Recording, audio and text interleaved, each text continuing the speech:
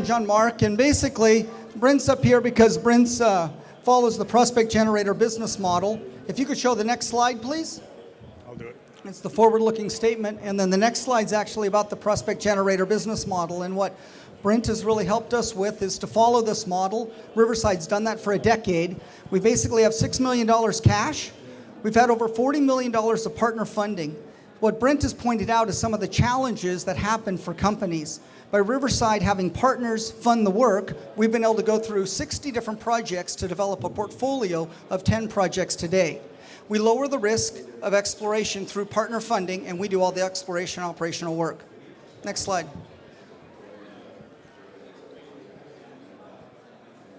Is that it? Yeah, that's it. Go ahead. Okay, I think, I mentioned earlier share dilution and gave an example. You've been in business now, what, 10 years? And we're still looking at 44 million shares out, 6 million in the bank. And how many projects have you worked your way through? Yeah, we've worked through over 60 projects. Okay, so 60 projects. You've had a shot at 60 potential discoveries, and you have not been diluted out of this company. So when and if success comes, you stand a chance of making good money. Really, in my view, you tell me, but winning in this game, it's a matter of persistence and staying alive. And so far, you've done that. When you're dealing with major companies, like, I'm curious, what are you seeing now? They're coming to you, I assume, looking for projects. What are they asking for? What do they want?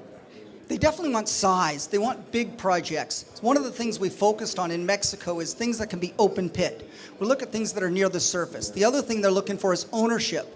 We've cleaned up the ownership so Riverside owns these projects. The third is they're looking for quality management, quality data. That's what we focused on. Myself, I started working in 1987 in Mexico. So with 30 years in Mexico, an amazing database, that's what the majors look for. So we've been able to have 5 alliances where they have funded for 3 years straight, 100%, the major putting up all the money and Riverside putting the boots on the ground. Generally, what is it that, when you've lost a lot of partners, what is it that turns them away? Is it because the property is just no good, or what is it? Why do they walk away? Next slide. The thing that first off is, the reason they want to things, they look for access to the projects. The reason they like to be there is Mexico is a mining-friendly country. It's a major place that lots of mines have been developed, and right now there are 5 mines being developed right now into production. You can build a mine there. The majors like it. Secondly, you can see these 2 pictures. The one on the left, our Cecilia project. A big hill, not too many people, not really complicated, a good place to work. Or high grades on the right there from the underground of the Peñoles mine. Long historic areas. What they really like are high grade, big areas to work.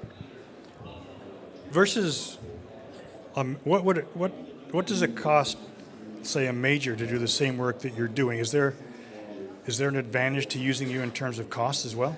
Next slide, please. And the advantage for us in using cost is we've gathered all the historic work. So we got all the historic data. This is a project I visited in 1987, and now we own it as Riverside. Look back what you were doing 30 years ago, and we've known that. So the majors can get these type of projects turnkey with Riverside guys. Myself there with the geologists. These geologists worked with me for a decade. They're part of our family. In some cases, their fathers worked with me. That's the type of continuity that you need, and that's what the majors get, because the majors come in and out. I know it's hard to get you excited, but but again, I think, cost-wise, can you do it more efficient? Is there an advantage to them using you rather than their own team? All day long. I don't ride in the front of the plane.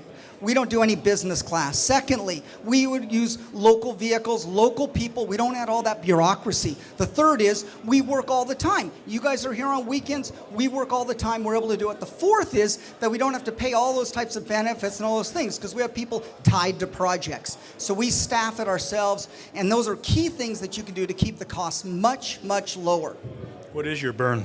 Our burn rate has been, for a decade, less than $1 million a year as Riverside for 10 years. And from that, you've been able to build a whole portfolio, as Brent said, 60 projects tested and a portfolio of 10 projects, including 2 coming IPOs. The next slide. This is the type of thing you get. a burn rate that's actually converted into new companies. Riverside has an asset that's going forward is the Silver Viper. You as investors could own shares in Riverside, or you could invest in the new IPO. Riverside owns shares in that. We own a royalty in that. You could do that with Croasis, and we've done this 8 times in a decade. So by owning shares in Riverside, we have a very low burn rate, and we convert that into ownership in other companies. I'll let you go. Well, that's it. Really, it's the exploration results. That's why we're all here, is to have results. And what we have is results from Riverside ourselves. We have a booth right outside with Rafi and our team here. We'd love to meet you. Secondly is we have drill results. Having the partners drill the projects where Riverside as operator is key. For us, with the Centerra is a major company, 100% funding, Riverside's excited to have the Glore project. It's an interesting project because it's the type of project that was in another company. It didn't get the attention. That company was Pediment Gold. Pediment was bought out by Argonaut. A great example. These companies get bought out. Well, the other projects in their portfolio were very interesting. It went over to Argonaut. It was not a key asset for Argonaut. Riverside now owns that. So now we have Centerra Gold fully funding it, and please come, you can look at some drill cores, and we'll have press releases on that. Those are the type of things we have going. So, Cecilia, if I may be mistaken, but I think you're actually going to put your own holes into this one. Is that correct? And if so, why? What's the trade-off there? The trade-off really is risk to reward. In this market, people aren't giving Riverside much value. Our market cap is $20 million. We got $6 million cash. That's an enterprise value of $14 million. I've gone and looked at many different jurisdictions, many other areas. You can't get a better project. We'll have news in the next 2 weeks of the surface sampling. If the surface sampling matches what was done historically by the Mexican government and by Cambior Mining Company, both of them doing projects, we've now been able to consolidate that district. The thing that makes difference is at the surface, high grades, and us checking that. If we're coming through with that, that's a very low-risk play for Riverside. So we're all sitting here. We get the news release. What do we need to see to tell us you were successful? What trench results, et cetera? What are you looking for that says, yeah, we're going to go ahead with this? We're looking meters over grade. We're looking for 30 meters, 50 meters, half a gram to a gram gold. In this case, also looking for silver. And if we're seeing silver, 30 meters, 100 meters, then we're seeing bulk tonnage potential. We're doing this in trenching and underground workings. We're not looking just for veins. We're looking for something that can be big, robust. And those are the type of grades that are consistent with many of the mines in Sonora, Mexico. So I'm assuming this is going to be oxidized. You're looking at oxide, heap leach, deposit type thing. How is that correct? That's exactly right. So another thing to look for is, are we doing metallurgical tests? Are we doing bottle roll tests? Are we doing thin sections? Are we studying the mineralogy? Thus, we bring the core here to our booth. People can see the core out here is red. Red is iron. Iron is rust. As you were talking about, it's the oxidation. Those type of things are what we're looking for. Heap leach. Okay, so 0.6 grams over 50 meters, we're happy. We're in the game. We're not happy. We're happy when it's 2 grams. What you're doing is you're seeing the type of mineralization that's consistent.